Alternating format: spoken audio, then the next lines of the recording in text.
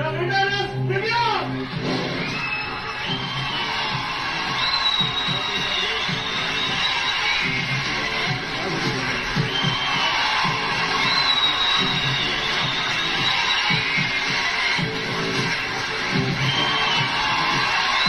Morning, good evening மக்களே. So நாம் நினச்ச மாதிரி சப்பரியும் திவ்யாவும் ஃபைனல் ஸ்டேஜ் ஏறினாங்க. திவ்யா டைட்டில் வின்னர் ஆனாங்க. So what we guessed was right. Super, awesome, excellent. I was so happy that Vikram and Aurora did not get the chance to get on the stage.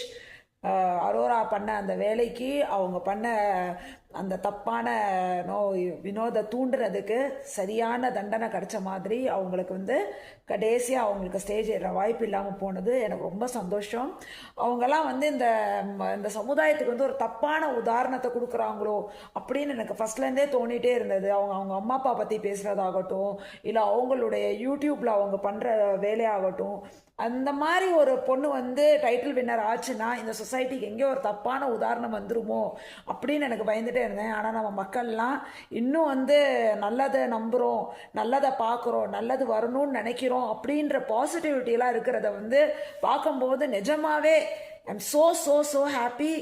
இது ஒரு ஷோவாக இருந்தாலும் எங்கேயோ நல்லது இந்த உலகத்தில் இன்னும் இருக்குது, நல்லதை நம்ம தேர்ந்தெடுத்துட்டு இருக்கோம், நல்ல விஷயங்களை நம்ம நோக்கி போகிறோம் அப்படின்னு நினைக்கும் போது நிஜமாவே ரொம்ப சந்தோஷமாக இருக்குது. விக்கல் விக்ரமுக்கும் அரோராவுக்கும் வாழ்த்துக்கள்.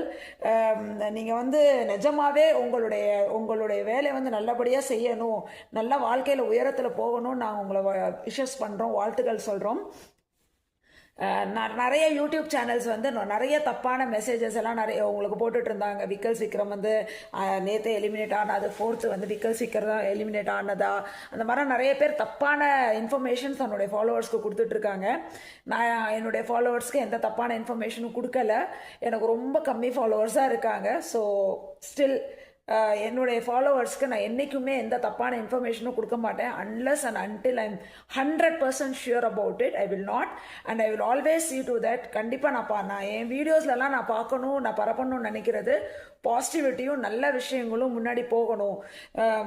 நம்ம இந்த சமுதாயத்தில் நம்மளால் ஏதாவது ஒரு சேஞ்சஸ் கொண்டு வர முடியுமா, நம்ம மக்களுக்கு ஏதாவது ஒரு இன்ஃபர்மேஷன் பாஸ் பண்ண முடியுமான்றது தான் என்னுடைய எண்ணம். ஸோ இந்த பிக் பாஸ் சீசன் முடிஞ்சது.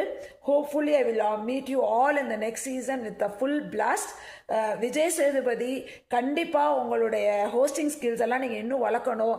நெக்ஸ்ட் சீசன்லையாவது நீங்கள் உங்கள் ஈகோ பார்க்காம நல்ல பிளேயர்ஸ்க்கு நல்ல ஹோஸ்டாக இருப்பீங்கன்னு நம்பி விடைபெறுறோம். நன்றி, வணக்கம்.